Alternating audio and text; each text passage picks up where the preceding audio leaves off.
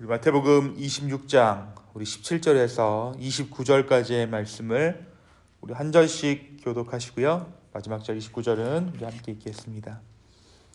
무교절의 첫날에 제자들이 예수께 나와서 이르되 유월절 음식 잡수실 것을 우리가 어디서 준비하기를 원하시나이까? 이르시되 성한 아무에게서 가서 이르되 선생님 말씀이 내 때가 가까이 왔으니 내 제자들과 함께 유월절을 내 집에서 지키겠다 하시더라 하라 하시니 제자들이 예수께서 시키신 대로 하여 유월절을 준비하였더라. 저물 때에 예수께서 12 제자와 함께 앉으셨더니 그들이 먹을 때에 이르시되 내가 진실로 너희에게 이르노니 너희 중에 한 사람이 나를 팔리라 하시니 그들이 몹시 금심하여 각각 여짜오되 주여 나는 아니지요. 대답하여 이르시되 나와 함께 그릇에 손을 넣는 그가 나를 팔리라. 인자는 자기에 대하여 기록된 대로 가거니와 인자를 파는 그 사람에게는 화가 있으리로다. 그 사람은 차라리 태어나지 않았더라면 제게 좋을 뻔하였느니라. 예수를 파는 유다가 대답하여 이르되 라삐여 나는 아니지요. 대답하시되 너가 말하였도다 하시니라. 그들이 먹을 때에 예수께서 떡을 가지사 축복하시고 떼어 제자들에게 주시며 이르시되 받아서 먹으라 이것은 내 몸이니라 하시고 또 잔을 가지사 감사기도 하시고 그들에게 주시며 이르시되 너희가 다 이것을 마시라.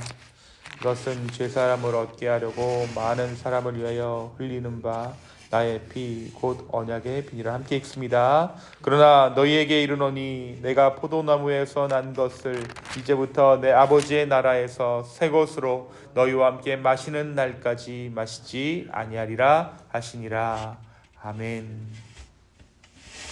오늘은 고단주간 5번째 날입니다. 특별히 오늘은 예수님께서 십자가에 달리실 것을 준비하신 날이라 해서 준비의 날이라고 알려져 있습니다. 또 예수님께서 제자들의 발을 닦으셨으므로 세족 목요일이라고 불리우는 그러한 날입니다. 영어로는 Monday Thursday라는 그런 절기죠. 이제 하루 앞으로 다가온 십자가의 죽음 앞에서 예수님은 제자들과 함께 식사하셨습니다. 그리고 그들에게 마지막 설교를 남기신 후에 겟세마네 동산으로 기도하기 위해 올라가셨습니다. 그리고 그 기도를 마치시고 잡히시고 십자가에서 고난을 당하시게 됩니다. 그런데 이 성경의 한 대목에서 바로 예수님께서 이 마지막 날을 준비하고 계신 이때에 제자들이 무엇을 하고 있는가를 보여주는 성경의 대목이 있습니다. 그때 제자들은 부끄럽게도 논쟁합니다. 어떤 것을 두고 논쟁하느냐? 누가 더 큰가를 두고 논쟁합니다. 그럼에도 불구하고 예수님은 이 제자들과 마지막 식사를 하시기 위해서 유월절 만찬을 준비하셨습니다. 이토록 구제불능의 제자들이었지만 예수님은 그들과 조금이라도 함께 하시기를 원했던 것이죠. 조금이라도 더 마지막 시간을 제자들과 함께 보내기 원하셨습니다. 또한 여전히 소망이 보이지 않는 제자들이라도 성령이 그들 가운데 임하였을 때 그들이 예수 그리스도의 제자로서 이 땅 가운데 복음을 전하게 될 것이라는 기대가, 변화에 대한 기대가 예수님께 있었는지도 모르겠습니다. 이 소위 최후의 만찬이라고 불리우는 이 유월절 식사는 베드로와 요한을 주축으로 마련된 자리였습니다. 예수님께서는 베드로와 요한을 보내시면서 유월절을 예비하여 우리로 먹게 하라라고 말씀하십니다. 그런데 이 예수님의 청에 제자들이 좀 알아서, 그리고 이 베드로와 요한이라면 이제 꽤나 예수님과 함께 있고 예수님의 사랑을 받았던 제자들인데 조금 이 예수님의 청에 알아서 유월절을 좀 준비하면 좋았겠지만 제자들은 철저히 수동적입니다. 어디서 이 식사를 준비할까요? 라고 이 베드로와 요한이 예수님께 되물었던 것이죠. 예, 예수님께서는 성내로 들어가서 물 한 동이를 들고 가는 사람을 따라가라 라고 말씀하십니다. 그리고 그가 인도하는 큰 다락방에서 예수님은 제자들과 함께 식사를 나누십니다. 이 다락방은 마가의 다락방으로 알려져 있죠. 그리고 예수님께서 이 제자들의 발을 씻기십니다. 이 발을 씻기신 것은 제자들로 하여금 예수님께서 이 땅에 오신 이유를, 그러니까 예수 그리스도의 사명을 제자들에게 물려주시기 위해서 이 제자들의 발을 닦아주세요. 예수님께서는 자신이 이 세상의 모든 자들의 발을 닦이신 것처럼 제자들의 발을 닦이시고 이 제자들도 누군가의 발을 닦아주는 사명 가운데 살 것이다 라고 말씀하셨던 것입니다. 또한 이 최후의 만찬에서 예수님께서는 가룟 유다에게 떡 조각을 주시죠. 그리고 말씀은 사단이 들어가 이 일을 속히 행하게 했다라고 기록하고 있습니다. 예수님께서 너희들 중 하나가 나를 팔 것이다 라고 말씀하셨을 때 제자들이 뭐라고 대답합니까?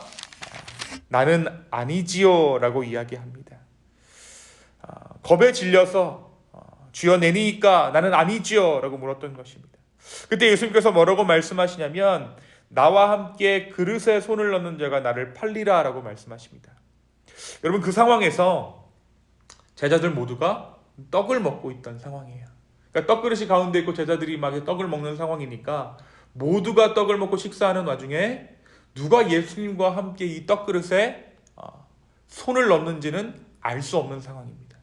모두의 손이 그곳 가운데 들어가기 때문이죠. 그런데 이때 유다가 돌이키지 않아요. 라비어 나니까 라고 예수님께 감히 묻습니다.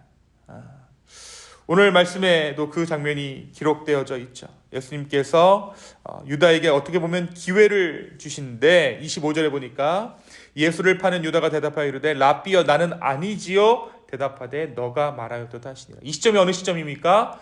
이미 유다가 은 30에 예수님을 팔았던 시점이에요. 그러니까 자신이 알고 있었죠. 그런데 이것을 속이기 위해서 나는 아니죠 라고 이야기했던 것입니다. 사실 이때 유다가 돌이켜야 했던 것이죠. 예수님은 그에게 너가 말하였다 하시고 너 하는 일을 속히 하라 라고 말씀하십니다. 이어 예수님께서는 제자들에게 고별 설교를 하십니다. 이때 제자 중 가룟 유다는 없었습니다. 예수님은 나머지 11명의 제자들에게 서로 사랑하라라고 말씀하세요. 그리고 이어서 유대 외에 또 한 사람의 배반을 예고하십니다. 그것이 바로 사도 베드로가 예수님을 3번 부인하는 그 사건을 두고 예언하셨던 거예요. 그 후 예수님께서는 마지막 기도를 위해 겟세마네 동산에 올라가십니다. 그리고 그곳에서 예수님은 아버지의 뜻을 받아들이시죠. 그 아버지의 뜻이란 무엇입니까? 십자가의 뜻입니다. 내가 십자가를 지겠습니다. 그리고 나서 예수님께서 잡히시고 재판받으시고 이제 십자가에서 처형당하십니다. 사랑하는 성도 여러분, 이상의 발자취가 우리 예수님께서 십자가에 달려 돌아가시기 바로 전날에 하셨던 일입니다. 오늘 이 말씀을 통해 우리는 무엇을 발견합니까?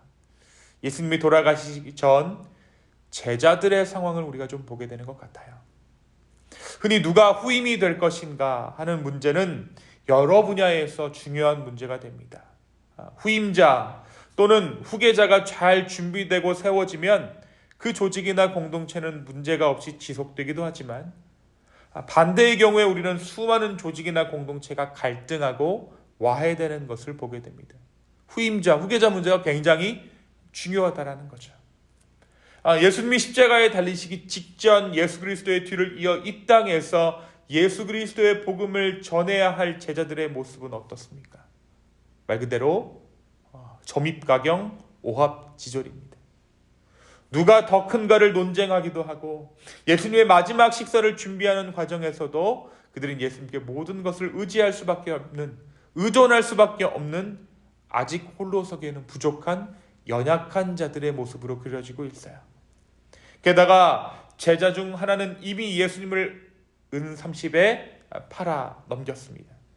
마지막으로 예수님의 수제자는 3번이나 예수님을 부인하기에 이르죠.